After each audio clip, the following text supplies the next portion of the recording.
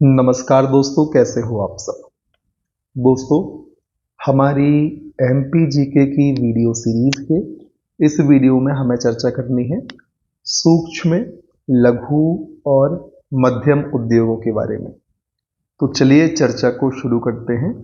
दोस्तों, हम सभी जानते हैं सूक्ष्म, लघु और मध्यम उद्योग अर्थात एमएसएमई को आर्थिक विकास के इंजन और समान विकास को बढ़ावा देने के लिए जाना जाता है।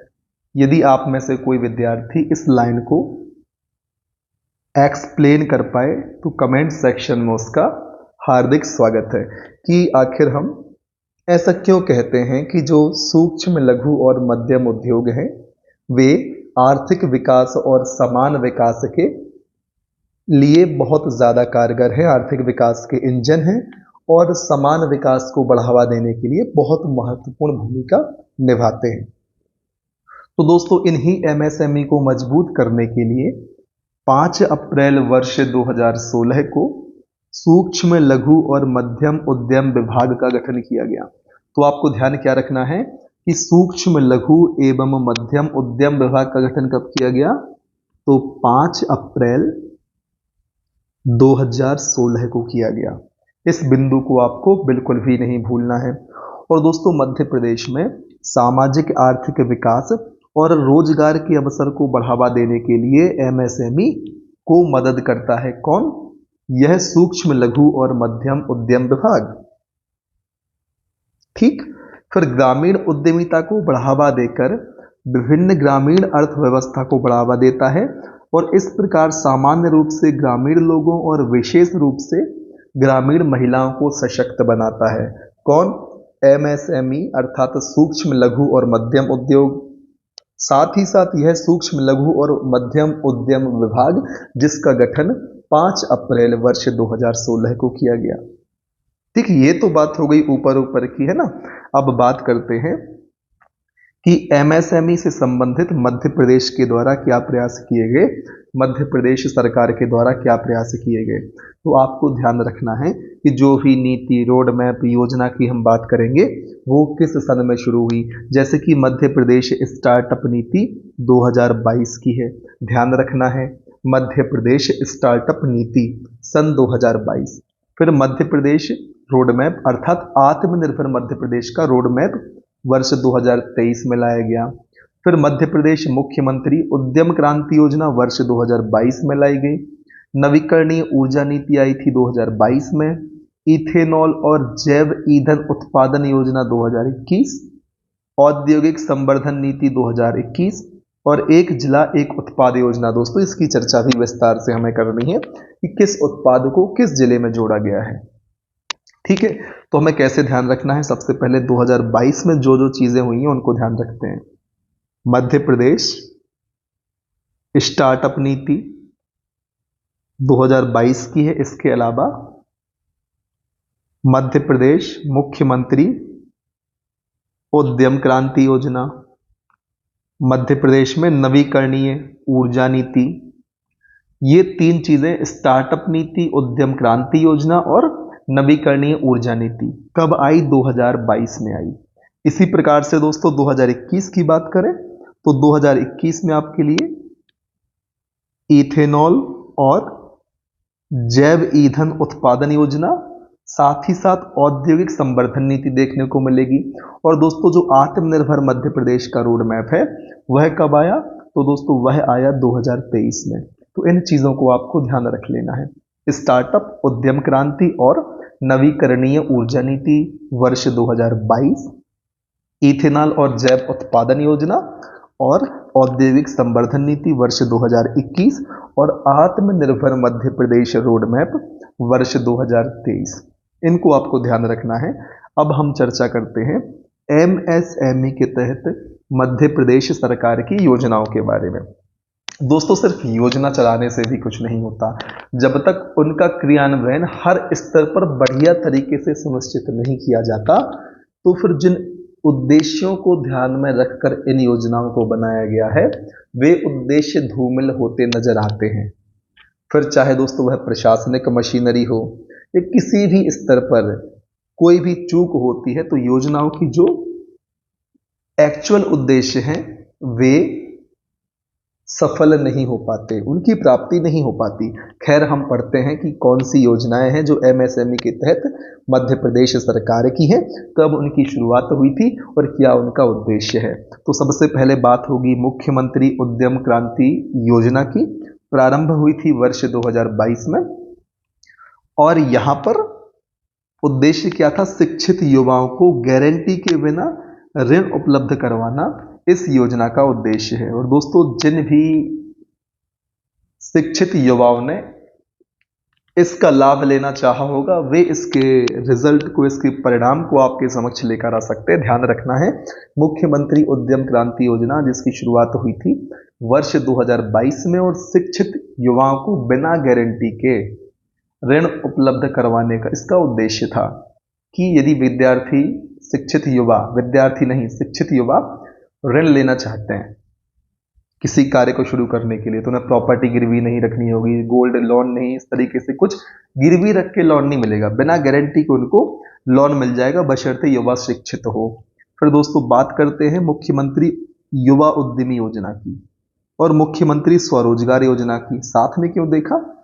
क्योंकि दोस्तों दोनों की शुरुआत 1 अगस्त 2014 को हुई। मुख्यमंत्री युवा उद्यमी योजना और मुख्यमंत्री स्वरोजगार योजना। और दोस्तों यहाँ पर उद्देश्य भी लगभग एक जैसे दिखाई दे रहे हैं। समाज के सभी वर्गों को स्वयं के उद्योग के लिए ऋण उपलब्ध करवाना, दोनों योजनाओं का उद्देश्य भी एक जैसा ही है। ठीक है, फिर बात करते हैं मुख्यमंत्री आर्थिक कल्याण योजना की। वर्ष 2017 में शुरू हुई थी और पिछड़ा वर्ग के युवाओं के लिए स्वयं का उद्योग स्थापित करने हेतु 50,000 का ऋण। यहाँ पर पिछड़े वर्ग की बात की जा रही है, बैकवर्ड क्लास की बात की जा रही है। फिर मुख्यमंत्री कृषक उद्यमी योजना वर्ष 2018 की है और दोस्तों इसमें क्या था? किसान के बच्चों को नए उद्योग स्थापित करने के लिए ऋण उपलब्ध करवाना। आपको समझ आ रहा होगा, कृषक उद्यमी योजना की बात की जा रही है जो वर्ष 2018 में शुरू हुई थी। उद्देश्य था कि जो हमारे देश के आधार स्तंभ किसान हैं उनके बच्चों को नई इंडस्ट्री स्थापित करने के लिए ऋण उपलब्ध करवाया जाए। उम्मीद है इतनी बातें आपको एकदम समझ में आ गई होंगी। और दोस्तों यदि ऐसा है तो वीडियो को लाइक करके और कमेंट में मेंशन कर दें कि सर वीडियो में मजा आ गया, बहुत बढ़िया तरीके से आप चीजें समझा रहे हैं और जिस उद्देश्य के साथ आप समझा रहे हैं कि आप मेरे द्वारा बताए गए सभी फैक्ट को बढ़िया तरीके से ग्रहण कर पाए, तो क्या मैं उस उद्देश्य के लिए सफल हो पा रहा हूं या नहीं, वो उद्देश्य पूरा हो पा रहा है या नहीं, इस बात को कमेंट सेक्शन में मेंशन कर दें। फिर दोस्तों एमएसएमई से संबंधित महत्वपूर्ण तथ्यों की हम बात कर लेते हैं। तो दोस्तों ध्यान रखना है, बिजनेस रिफॉर्म एक्शन प्लान वर्ष 2020 के लिए राज्यों का आकलन जून 2022 में किया गया, जिसमें मध्य प्रदेश को अचीवर्स के रूप में वर्गीकृत किया गया और एमपीपीएससी 2023 प्रीलिम्स एग्जाम में प्रश्न पूछा गया। बिजनेस रिफॉर्म एक्शन प्लान वर्ष 2020 के लिए राज्यों का आकलन हुआ था जून 2022 में और मध्य प्रदेश के लिए अचीवर्स की श्रेणी में रखा गया। और वर्ष 2022-23 में द्वितीय क्षेत्र की बात करें तो द्वितीय क्षेत्र में सर्वाधिक योगदान विनिर्माण क्षेत्र का है। कितना है? 42.69%। इसको देख के आपको याद रखना है। फिर दोस्तों एक बात और है, पिछले एक दशक में कारखानों की संख्या में 13.27% की वृद्धि देखी गई। पिछले एक दशक में कारखानों की संख्या में ये वृद्धि हुई है। फिर दोस्तों मध्य प्रदेश में 231 औद्योगिक क्षेत्र हैं जिनमें एमएसएमई विभाग द्वारा 194 और डीआईपीआईपी द्वारा अर्थात department of industry policy and investment promotion द्वारा 37 शामिल हैं। तो हमारे यहाँ पर कुल कितने हैं?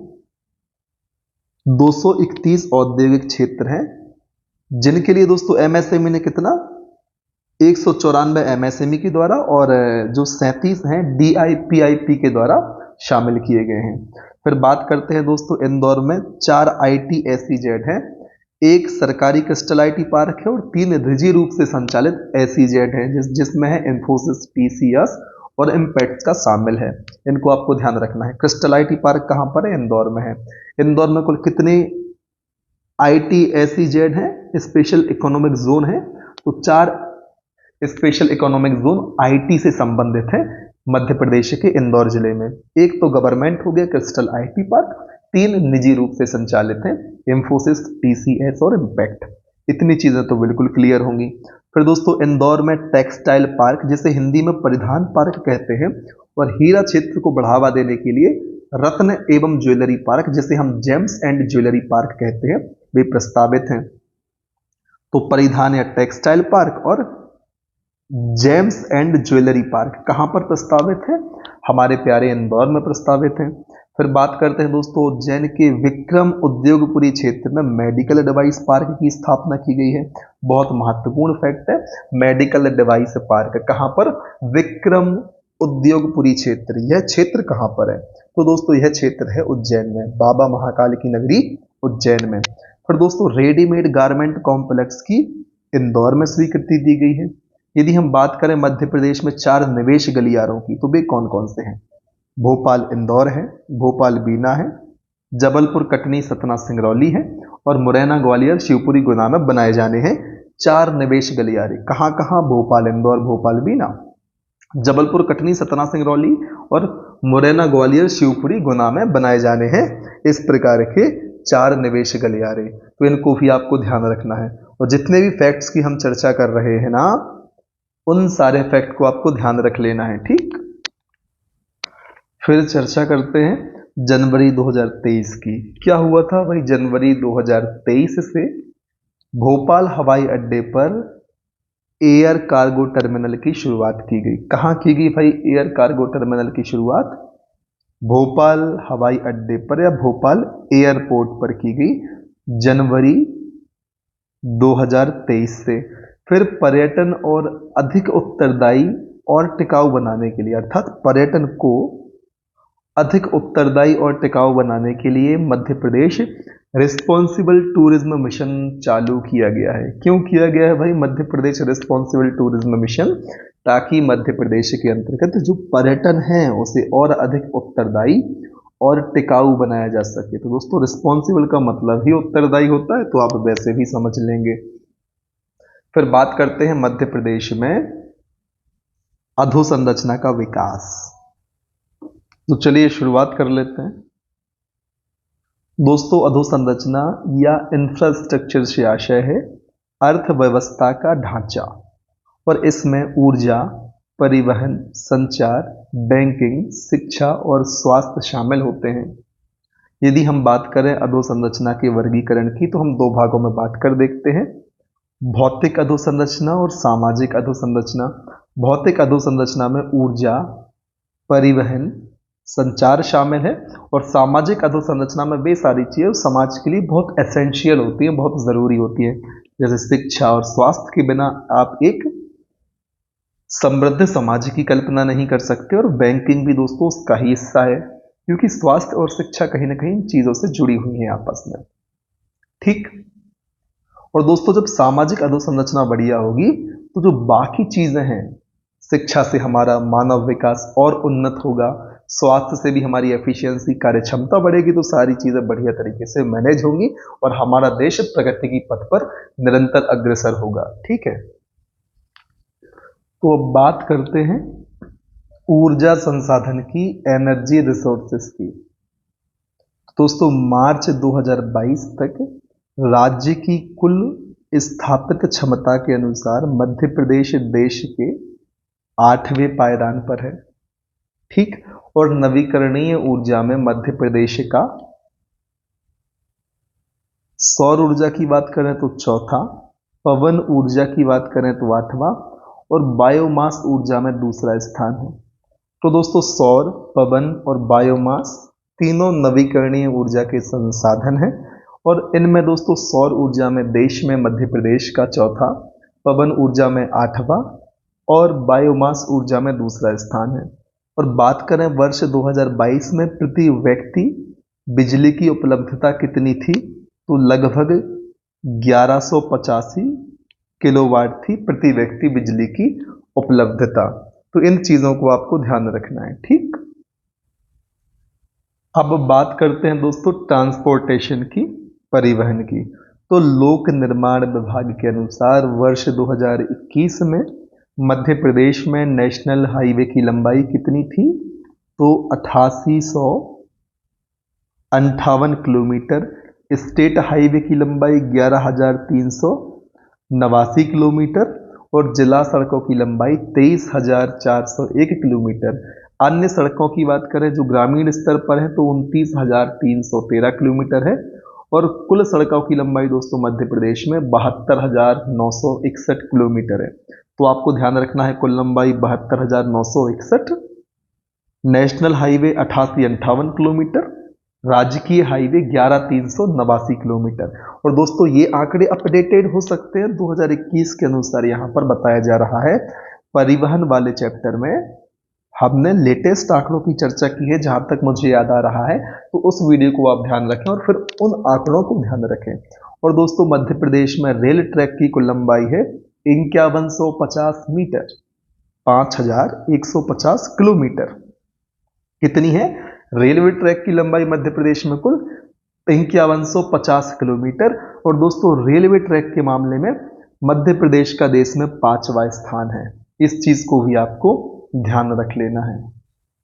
फिर बारी आती है कम्युनिकेशन की, संचार की। तो दोस्तों भारत नेट का नाम हम सभी ने सुना होगा। भारत नेट राष्ट्रीय ऑप्टिकल फाइबर नेटवर्क की स्थापना, जिसका उद्देश्य देश में सभी ग्राम पंचायतों को ब्रॉडबैंड कनेक्टिविटी के लिए न्यूनतम 100 मेगाबिट प्रति सेकंड उपलब्ध करवाना। ये स्पीड की बात की जा रही है, हम बोलते ना 100 Mbps। यहां पर मैं आपको एक बहुत बढ़िया चीज बताने वाला हूं। अक्सर आपने देखा है, आपने जियो फाइबर लगाते हैं, एयरटेल 5G जो भी कनेक्शन आप लेते हैं या फिर मोबाइल फोन में सिम लेने जाते हैं तो बोलते हैं भैया 20 MB पर सेकंड की स्पीड मिलेगी, 100 MB पर सेकंड की स्पीड मिलेगी, ठीक। और जब हम उसको यूज करते हैं तो हम कहते हैं यार कहा तो 100 MB पर सेकंड था या 20 MB वॉट जो भी कहा हो, हमें चर्चा करनी है कॉन्सेप्ट के ऊपर, उसकी चर्चा हम कर लेते हैं। अब कोई ए नाम का व्यक्ति है, उसने फॉर एग्जाम्पल जियो फाइबर लगवाया, उन्होंने कहा भाई आपके लिए 100 MB पर सेकंड की स्पीड मिलेगी, लेकिन MB का मतलब हम समझते हैं मेगाबाइट, और जो यहां पर आपको MB बताया जाता है वो बताया जाता है मेगा बिट के तौर पर। और हम सभी जानते हैं 1 बाइट बराबर होता है 8 बिट। तो इस प्रकार से उन्होंने यदि कहा कि आपको इंटरनेट की स्पीड 100 MB पर सेकंड मिलेगी, तो ए ने समझा 100 मेगाबाइट प्रति सेकंड मिलेगी। मेगाबाइट में दोस्तों कैपिटल भी लगाते हैं और मेगाबाइट में स्मॉल भी लगाते हैं, यहां हम नहीं समझ पाते और हम धोखा खा जाते हैं। बताते तो इन लोग सही हैं लेकिन हम ज्यादा की उम्मीद कर लेते हैं, हम मेगाबिट के स्थान पर मेगाबाइट की उम्मीद कर लेते हैं। और जब दोस्तों आप 100 मेगाबिट को मेगाबाइट में कन्वर्ट करेंगे तो आप पाएंगे आपके लिए कितनी स्पीड मिल रही है, आपके लिए लगभग 12 मेगाबाइट प्रति सेकंड की स्पीड मिल रही है। तो इतनी सामान्यतः स्पीड मिल भी जाती है, लेकिन बताया मेगाबिट में जाता है और फिर हम यहाँ पर मेगाबाइट के हिसाब से सोचते हैं कि यार 100 बताया था 10-12 की स्पीड मिल रही है, तो यहाँ पर अक्सर कंफ्यूज होते हैं। और दोस्तों कई बार ये जो चीजें हैं ना, मेगाबिट और मेगाबाइट का जो अंतर है, जो फासला है, वो आपके लिए जियो फाइबर कनेक्शन वाले भी नहीं बता पाते। वो भी बोलते हैं कि यार ये थोड़ा सा ट्रांसमिशन में कम ज्यादा हो जाता है, थोड़ा सा उसमें ह्रास हो जाता है, इस कारण से वो भी एक्सप्लेन नहीं कर पाते। तो उम्मीद है आपको ये चीज यहां समझ में आ गई होगी। यदि ऐसा है तो कमेंट में बताएं कि सर मजा आ गया, इस प्रकार के इंटरेस्टिंग टॉपिक आप बीच बीच में हम लोगों को बताते चलिए। तो फिर ऐसा हम प्रयास कर लेंगे, जो एकदम व्यवहारिक टॉपिक होते हैं जो आपको बीच बीच में जान लेना चाहिए, थोड़ा सा रोचकता भी बढ़ेगी वीडियो के प्रति, तो उनकी चर्चा हम करते रहेंगे। बस आपके सुझाव की या आपकी अनुमति की आवश्यकता है, ठीक है। फिर दोस्तों मध्य प्रदेश में अप्रैल से नवंबर 2022 तक 78.51% ग्राम पंचायतें ऑप्टिकल फाइबर इंटरनेट कनेक्शन से जुड़ी हैं। और मध्य प्रदेश में दोस्तों 5G की शुरुआत महाकाल लोक उज्जैन से की गई है, इसको भी ध्यान रखना है। मध्य प्रदेश में 5G की शुरुआत कहां से की गई है? महाकाल लोक। और कहां पर है महाकाल लोक? उज्जैन में स्थित है। तो यहां से की गई है 5G की शुरुआत मध्य प्रदेश में। फिर बारी आती है एजुकेशन की, जिसके बिना तो हम कल्पना ही नहीं कर सकते एक समृद्ध और खुशहाल और मतलब बढ़िया समाज की। खुश हो सकते हैं, खुशहाल मैंने आपसे कह दिया। अब आप बताएं, खुश रहने के लिए शिक्षा, संपत्ति, इन सब की जरूरत नहीं होती। तो शिक्षा की आवश्यकता है समाज को प्रगति के पथ पर ले जाने के लिए। ग्लोबल वर्ल्ड बहुत कॉम्पिटिटिव है आजकल, तो उस कंपटीशन में अपने देश को शीर्ष पायदान पर स्थापित करने के लिए एजुकेशन की नितांत आवश्यकता है। इसलिए इससे तो कॉम्प्रोमाइज नहीं कर सकते, इसलिए यहां पर टॉपिक के रूप में भी लिखा हुआ है जिसकी चर्चा हमें करनी है। तो चलिए शुरुआत कर लेते हैं, ठीक है दोस्तों। राज्य में प्रति स्कूल औसत 100 छात्र पंजीकृत हैं और आर्थिक सर्वेक्षण 2022-23 के अनुसार राज्य में 9,258 शासकीय उच्च एवं उच्चतर माध्यमिक विद्यालय हैं। सुपर 100 योजना, प्रखर योजना, सीएम राइज योजना, प्रतिभा किरण योजना, आकांक्षा योजना मध्य प्रदेश में संचालित शिक्षा से संबंधित योजनाएं हैं। इनकी शुरुआत किस सन में हुई थी, कमेंट सेक्शन में आपको बताना है। और दोस्तों प्रदेश में 370 प्लस सीएम राइज स्कूल का संचालन प्रारंभ हो चुका है, इस फैक्ट को भी ध्यान रखें। फिर बात करते हैं दोस्तों हेल्थ की।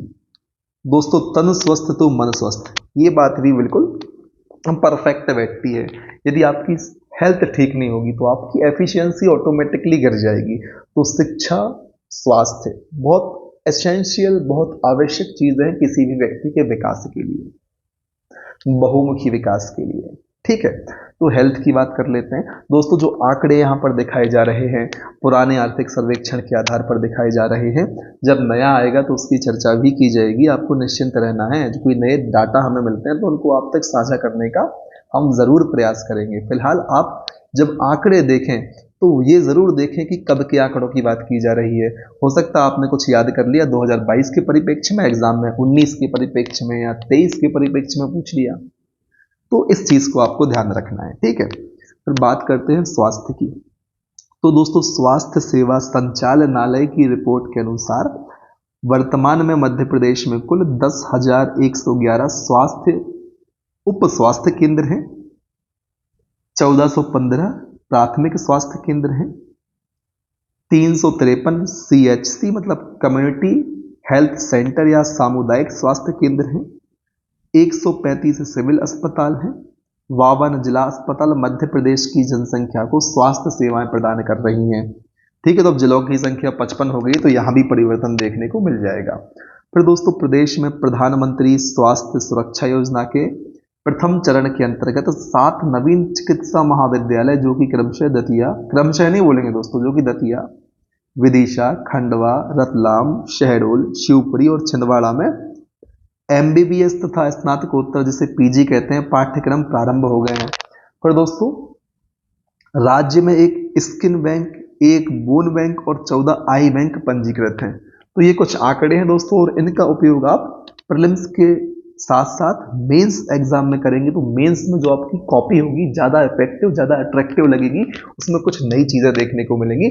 तो बहुत बढ़िया प्रयास परीक्षाधाम पब्लिकेशन ने किया है कि इस प्रकार के जब आप आंकड़े मेंस एग्जाम में आंसर राइटिंग में आंसर को लिखने के लिए लेकर जाएंगे तो वो आपके आंसर को एक अलग डायमेंशन देकर जाएगा, एक अलग आपका आंसर प्रभाव छोड़ेगा एग्जामिनर के ऊपर। बैंकिंग की बात कर लेते हैं दोस्तों, लेकिन आप जब ऐसे आंकड़े लिखें तो ये जरूर लिखें कि किस वर्ष के परिप्रेक्ष्य में बात हो रही है। जैसे बैंकिंग में यहाँ लिखा हुआ है मध्य प्रदेश आर्थिक सर्वेक्षण 2022-23 के अनुसार राज्य में 34 शेड्यूल्ड वाणिज्यिक बैंक हैं, 2 क्षेत्रीय ग्रामीण बैंक हैं, 1 राज्य सहकारी बैंक है जिसे अपेक्स बैंक कहते हैं, 38 जिला केंद्रीय सहकारी बैंक हैं, 8 लघु वित्त बैंक हैं, 3 भुगतान बैंक हैं, Indian post payment bank, Airtel और FINO Fino, Indian post payment bank, Airtel और फिनो बैंक, ये 3 हैं भुगतान बैंक। ये हमारे यहाँ का हो गया बैंकिंग नेटवर्क, तो इनको भी आप ध्यान रखें, ठीक है। अब बारी आती है आत्मनिर्भर मध्य प्रदेश की, तो इसके अंतर्गत भी हमें चर्चा करनी है अलग अलग बिंदुओं की। मेरे हिसाब से इनकी चर्चा हम करेंगे अगले वीडियो में। इस वीडियो में इतना ही, तब तक के लिए आप बने रहे हमारे साथ, क्योंकि वीडियो लंबा होता है तो कुछ विद्यार्थियों ने मुझसे मांग भी की थी कि सर वीडियो आधे घंटे के आसपास का बनाएं, लेकिन दोस्तों टॉपिक यहाँ पर छोटे छोटे हैं तो मैं प्रयास कर रहा हूँ। अलग अलग टॉपिक में बटा हुआ है चैप्टर, तो मैं प्रयास कर रहा हूँ कि छोटे छोटे वीडियो बनाऊं। और जब एक टॉपिक बड़ा सा आ जाता है तो प्रयास करता हूँ कि एक टॉपिक को एक ही वीडियो में कवर किया जाए। और यदि छोटे छोटे टॉपिक हैं तो 2-3 टॉपिक भी एक वीडियो में समाहित किए जा सकते हैं, इसमें कोई आश्चर्य की बात नहीं है। तो फिलहाल हम इस वीडियो को यहीं विराम देते हैं। अगली वीडियो में आत्मनिर्भर मध्य प्रदेश की हम चर्चा करेंगे। तब तक के लिए बने रहें हमारे साथ, मेहनत करें, आगे बढ़ते रहें, और तब तक नहीं रुकना है दोस्तों जब तक आपको आपका लक्ष्य प्राप्त नहीं होता। जय हिंद, वंदे मातरम।